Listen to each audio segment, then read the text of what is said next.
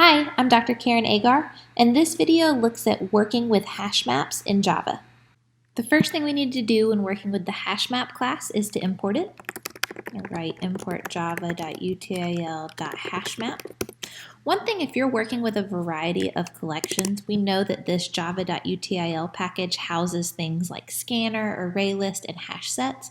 One thing that you often see people do is just have an asterisk here, and what that will do is import every class that is in this package. It's not always the most efficient practice to import more than you need, but you will see this in code, and so that's what that is doing. I'm going to leave this as just importing the HashMap class. And then I'm going to create my new hash map. Now when we create hash maps, we follow this basic template. We have a hash map. We're going to put a key and value pair in here, and that's going to be the type. We'll fill that in a second. Give it a name, equals new hash map. Again, I'm going to repeat the key and value like so.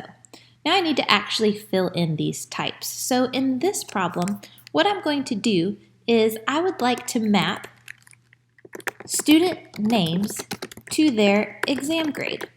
And I'm just thinking about each student having one total grade, right? So, for example, I could have Bob Jones, and maybe he got an 87.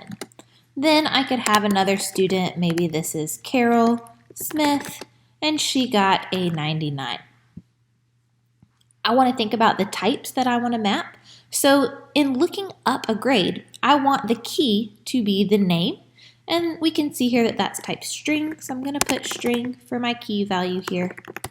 And then it's up to personal preference whether you want this to be an int or a double. I'm going to make this an int. We know we can't use the primitive type int here, so I'm going to use the integer wrapper class to store these integer values.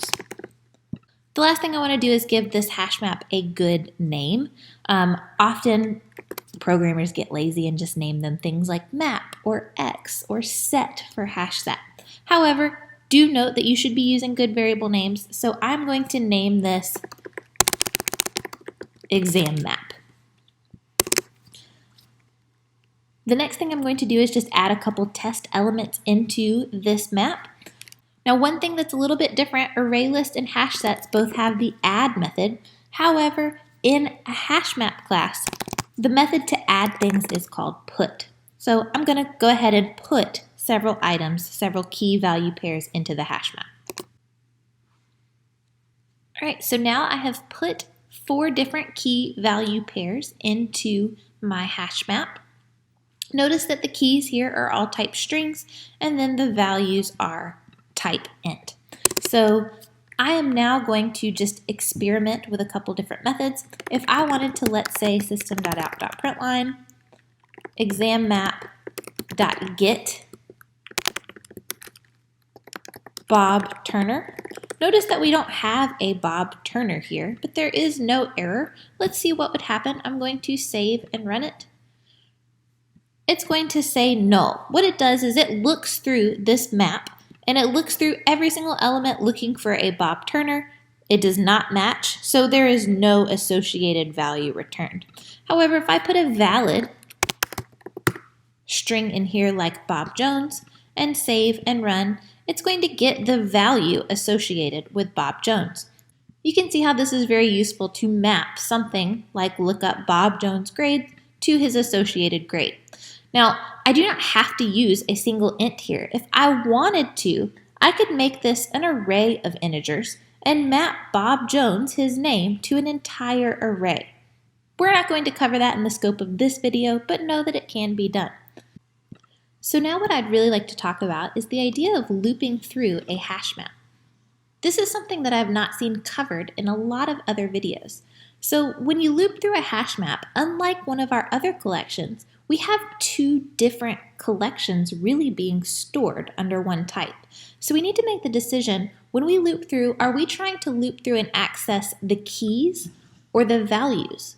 And then once we make that decision, we have to consider the implication. If we're accessing the keys, what type are the keys? In our example, each key is type string. And if we're accessing the values, what type are those? In our example, they are integers. So what I would like to do is I would like to show you an example of doing both. First, we'll create a loop to access and print all keys, or all of these names, in our hash map. One important thing to note when working with a hash map is that a hash map stores all of these items in an unordered collection, meaning that there are no indices involved, and that eliminates the possibility for a normal for loop. Because a normal for loop is not an option, we're left with a number of other options for how to iterate through here. The most straightforward approach for us is to move to the enhanced for loop, also known as the for each loop. So now I'll set up my enhanced for loop. Just like we've always done, on the right-hand side of this colon, I'm going to put the name of the collection I want to iterate through, and my collection is called exam map, so I will put that here. And on the left-hand side, we always think about the type of the individual element we want to get out. Now again, our hash map in this case stores two different types, so I either need to pull out the strings or the integers. We said we wanted this loop to access and print all keys or names. Those are type string in this hash map, so I'm going to pull out each individual string. So for each string in my hash map, I'm going to call that string current name. Now, when working with any of the other collections like array list, arrays, or hash sets, we would be finished at this point. But notice that there's an error. If I hover over this error, it's giving us some suggestions for how to solve the error. However, in this case, I don't find Eclipse's suggestion to be the most straightforward approach. The issue really is that exam map does not contain only strings. So we have to find a way to tell Java which item, the strings or the integers, I'm going to get out. Just like we used the .get method that existed in the HashMap class a moment ago, there's all kinds of methods that exist in the HashMap class. I'm going to put the dot here as if I was going to call a method, and you can see a large list of methods. The ones that are helpful for us in iterating through these hash maps is this .keyset method here, and then also .values. I'm going to type these out above here just so we can have them to look at. .keyset is a method. As you can imagine, that would return a set of all keys. So imagine it returning a set of all of these different keys in our hash map.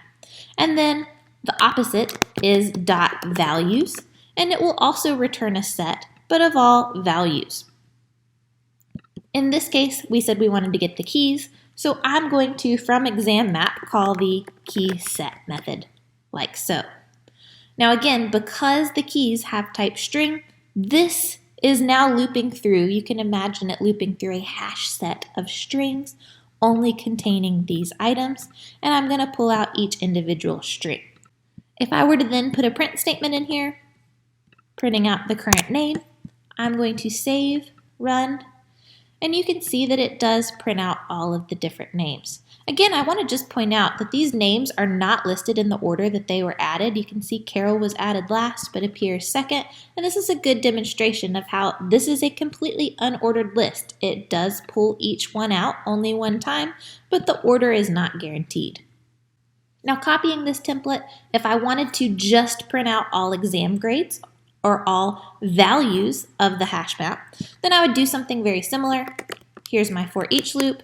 Again, I want to loop through the exam map, but we know we can't leave it like this. I want to loop through the exam map.values, calling this method here.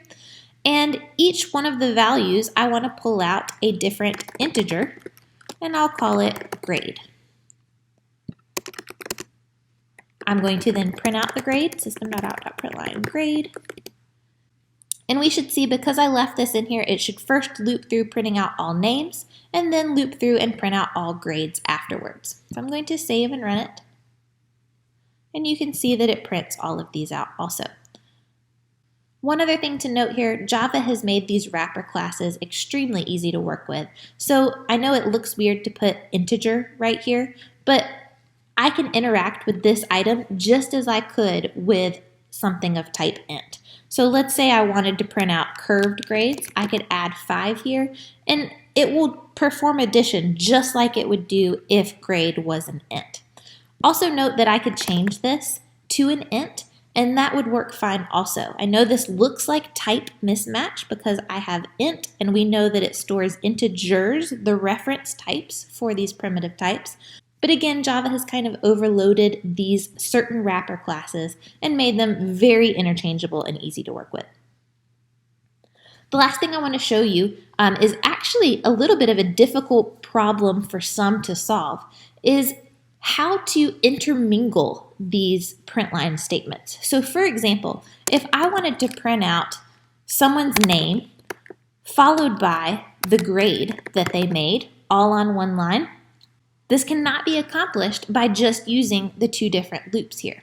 What we should do in this case is not loop through the values, loop through the key set. So again, if I run this, we should print out all of the names, right? But instead of just printing the name here, because we're actually grabbing that name, let's imagine it is Bob Jones on the first iteration, I can print that name and then print some white space with a hyphen so it looks great, and then call the HashMaps get method, passing in that key, which is current name.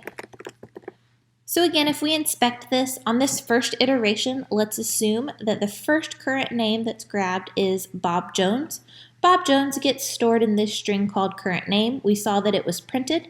Then we're going to print a hyphen next to it with some white space, and then call the get method, passing in Bob Jones, again, just like we did earlier, which we know returns the associated value, 87, and that would be printed here. The next iteration, let's imagine, I think it grabbed Carol Smith for the second time. It's going to print Carol Smith and then call the get method to get the value associated with Carol Smith, 99, and print it here. I'm going to save and run this, and you can see that it is now printing the associated key and value pairs. I find this method much easier than using the method suggested by Eclipse because that requires understanding a whole new class in Java called iterable, whereas this functions with everything we're used to. The enhanced for loop, where we loop through a collection, but then just adding in that I want to only get certain aspects out of that collection. So I hope you found this video very useful for looping through HashMaps and understanding more about how to access the keys and values.